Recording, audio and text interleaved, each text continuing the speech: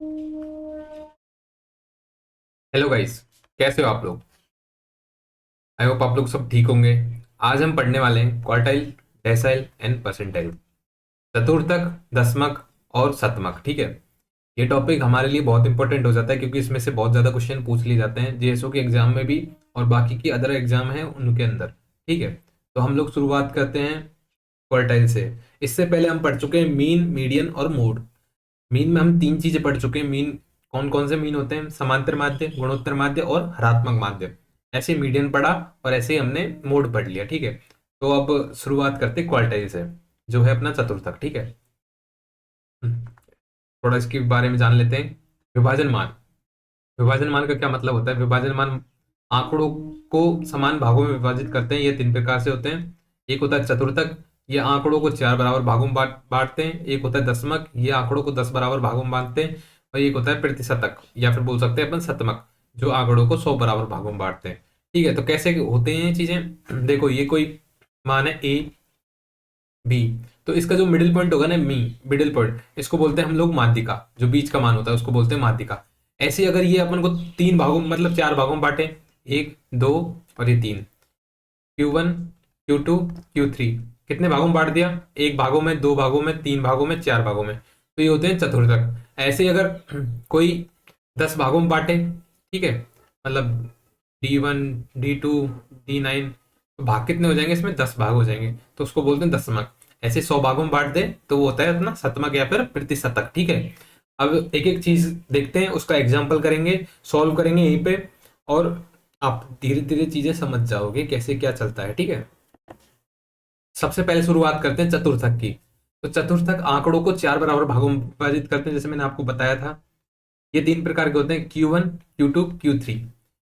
तो ये मान लो ए और बी दो मान है, एक, दो, तीन, Q2, Q1, Q3।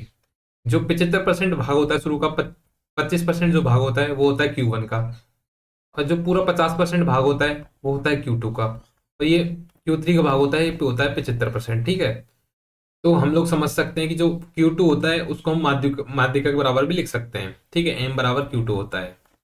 ऐसे ही M बराबर Q2 होता है। आगे हम डेसिमल पढ़ेंगे तो D5 का मान माध्यिका के बराबर होता है। ऐसे हम परसेंटाइल पढ़ेंगे तो P50 का मान माध्यिका के बराबर होता है। ठीक है, अब इसका समीकरण देख लेते हैं।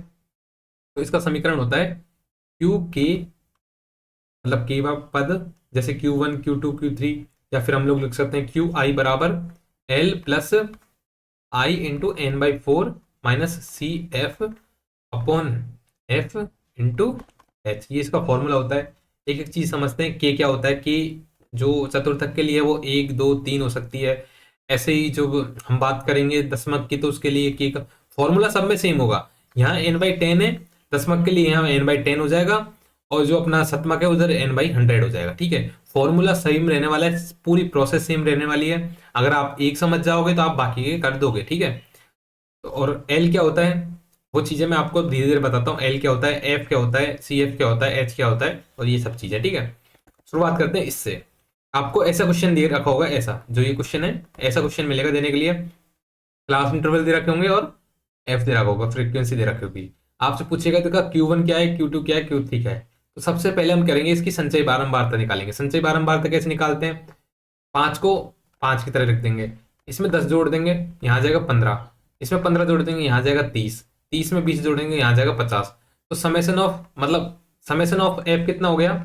ये हो गया अपना 50, समेसन ऑफ एफ।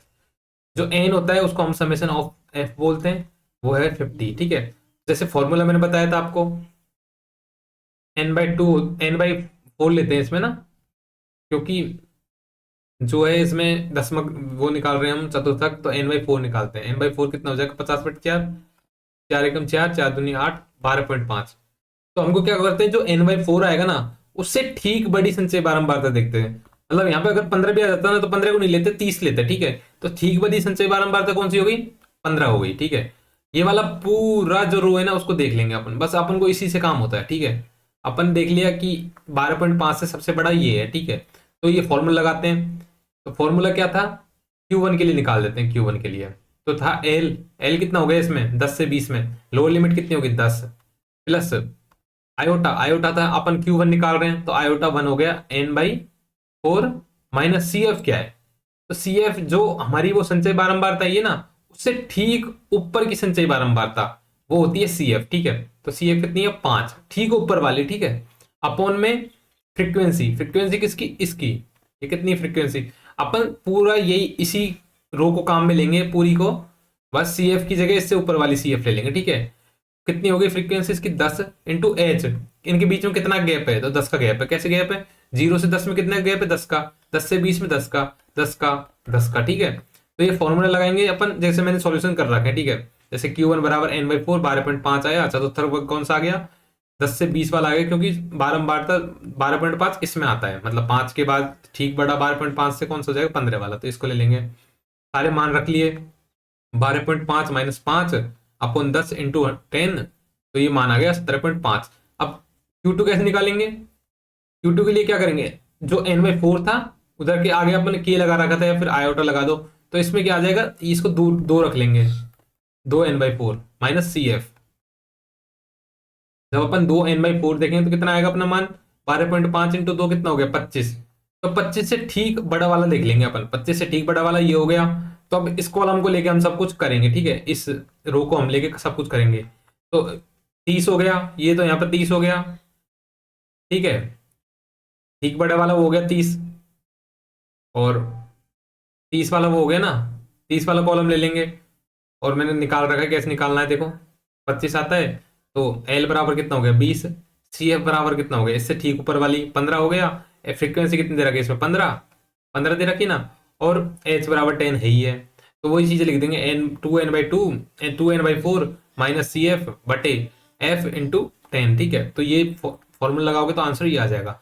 ऐसे सेम Q3 है, Q3 के लिए 37.5 आ गई, 37.5 से ठीक बड़ा ये है, तो अपन को इसी से मतलब है। तो लोअर लिमिट हो गई 30 और फ्रीक्वेंसी हो गई 20, और अपना जो है CF हो गया इससे ऊपर वाला 30, ठीक है। तो अपन इस फॉर्मूले में रखेंगे चीज को, तो आंसर आ जाएगा अपना लास्ट में 3.75, ठीक है। ये तो हो गया चतुर्थक के लिए। अब सेम चीजें आपको अगर चतुर्थक समझ में थोड़ा कम आया होगा तो आप अगला वाला देख सकते हो, क्योंकि चीजें सेम है, फॉर्मूला सेम है, सब कुछ सेम है। तो प्रैक्टिस कर लोगे आप 3 क्वेश्चनों की, तो आराम से आपको चीजें सब क्लियर हो जाएंगी। अब आगे चलते हैं, ठीक है। इसमें तो मैंने सॉल्यूशन दे रखा है, आगे मैंने सॉल्यूशन नहीं दे रखा, उनको मैं खुद सॉल्व करूंगा, आप भी साथ में सॉल्व करना, अपने आंसर का मैच करेंगे और आपका ये टॉपिक बिल्कुल अच्छे से हो जाएगा कवर, ठीक है। आगे चलते हैं। दसमक, दसमक क्या होता है, दसमक आंकड़ों को 10 बराबर भागों में विभाजित करता है। D1 D2 D3 और D9 तक आंकड़ों को 10%, 20%, 90% को दर्शाता है, ठीक है। इसका फॉर्मूला क्या होता है, डी के बराबर एल, वही DI बराबर क्या होता है, वहां पे क्या था क्वार्टाइल था तो QI लगाया था, यहाँ पे डेसाइल है तो DI लगा दिया। L वही लोअर लिमिट, के एन, उधर 4 था इधर 10 आएगा, minus CF upon F into H, ठीक है। अभी इस फॉर्मूले से क्वेश्चन कर लेते हैं, है ना। बाकी जहां के बराबर क्या है 1 2 3 4 9 तक, ठीक है, और बाकी चीजें जो चतुर्थक में थी वो सेम है, ठीक है। क्वेश्चन करते हैं ये वाला। सबसे पहले मैंने बताया था आपको क्या करना है, संचय बारंबारता निकालनी है, जो वक्र बनाना है वो 10 और ये 15, 15 30 24 50, तो समेशन ऑफ एफ, या फिर बोल सकते हैं समय एन बराबर कितना आ गया 50। अब हमें इसमें n/10 निकालते हैं। सबसे पहले हम D5 निकालते हैं, ठीक है। D5 देख लेते हैं, D5 कितना आ रहा है। वैसे तो माध्यिका के बराबर आना चाहिए जो पिछले में आया था Q2 के लिए, ठीक है। तो D5 निकाल रहे हैं, कितना आ रहा है देखो, D5 के लिए फॉर्मूला हो जाएगा लोअर लिमिट, पहले D5 के लिए निकाल लेते हैं, n/10 कितना आ रहा है 5 इंटू n कितना है 50 बटे 10 कितना आ रहा है 25, तो 25 से ठीक बड़ी वाली संचय बारंबारता तो कौन सी जाएगी, ये वाली। अपन को बस इसी कॉलम से मतलब होना चाहिए, सिर्फ इसी कॉलम से। अब लगा देते हैं फॉर्मूला D5 बराबर L कितना हो गया 20 प्लस L हो गया ना 20 लोअर लिमिट, अपन को इससे मतलब होना चाहिए। और ये निकाल लेते हैं अपन, जो निकाला था हमने 25 माइनस CF कितना है, CF इससे ठीक ऊपर वाली बारंबारता अपॉन क्या फ्रीक्वेंसी इंटू अंतर, तो 20 प्लस 5 दूनी 10, 5 3 15, ऊपर कितना आ गया 10, तो 20/3, तो कितना आ जाएगा ये 20 प्लस 6.67, तो ये आ जाएगा 26.67।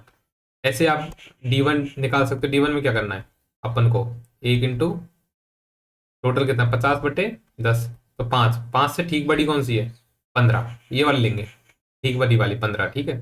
5 से ठीक बड़ी वाली कौन सी हो जाएगी 15, तो 5 से ठीक बड़ी वाली ले ली हमने 15, तो 15 के लिए करते हैं लोअर लिमिट कितनी हो जाएगी 10, फॉर्मूला लगा रहा हूँ मैं डायरेक्ट, ठीक है। लोअर लिमिट कितनी हो जाएगी 10, ये कितनी है, इसको जब अपन ने अपॉन किया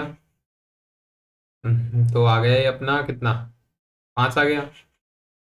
5 से ठीक बड़ी वाली कौन सी है, मतलब ठीक ऊपर वाली कौन सी संचय वाला था 5, ये वाला ले लिया ना अपन ने।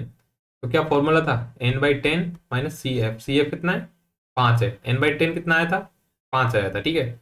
अपन फ्रीक्वेंसी कितनी है इसकी 10 इंटू एच कितना है 10, ऊपर तो जीरो आ गया तो इसका Q1 कितना आ गया 10, ठीक है। ऐसे आप D9 निकाल लोगे, ठीक है। D1 आ गया, D5 आ गया, ऐसे आप D9 निकाल लेना, आंसर यही आएगा, ठीक है। अगर नहीं आता तो कमेंट करिए, कुछ समझ नहीं आता तो मुझे बताइए, ठीक है, मैं बताता हूँ। अब अगर अगला चलते हैं हम प्रतिशतक, जो है परसेंटाइल, ओके परसेंटाइल। इसमें भी सेम फॉर्मूला है, बस इसमें KN/100 है, ठीक है, माइनस CF/F/H, सेम वही चीजें हैं, क्वेश्चन करते हैं, ठीक है, वही लिख देते हैं। सेम एग्जांपल मैंने इसलिए लिया क्योंकि आप कंपैरिजन कर सकते हो कि भाई पी इसमें P50 का मान जो आएगा ना वो सेम आएगा, ठीक है। 15, 30, 50, तो इसमें अपन P30 का निकालते हैं, P30 क्या होगा, ठीक है। तो P30 के लिए 330 इंटू एन कितना है 50 बटे टोटल कितने 100, 50 दूनी 100, 15, 15 आ गया इसका। 15 से ठीक बड़ा कौन सा है, अपन ये 30 लेंगे, 15 से ठीक बड़ा, अपन को इसी से मतलब रहना चाहिए। तो L प्लस ये जो है n/100 जो आया था 15 माइनस जो है कितना है इससे ऊपर की, जस्ट ठीक ऊपर की संचय बारह था CF 15 बटे F कितना है, एक कितना है ये F 15 हो गया ना, अपन को F इस कॉलम से लेना है 15 इंटू 10, तो ये तो जीरो हो गया, तो इसकी 20 आ गया, P30 है ना। तो ऐसे ही आप P75 निकाल सकते हो। तो P30 कितना है 20, आंकड़ों का 30% भाग 20 से कम है, मतलब जो 20 से 30% भाग है ना वो 20 से कम है, 20 वैल्यू आ रही है ना, 30% कितना हो गया, ऐसे 75 का आया 33.75 है ना, तो 75% भाग 33.75 से कम है। थोड़ा आगे चलते हैं, ठीक है।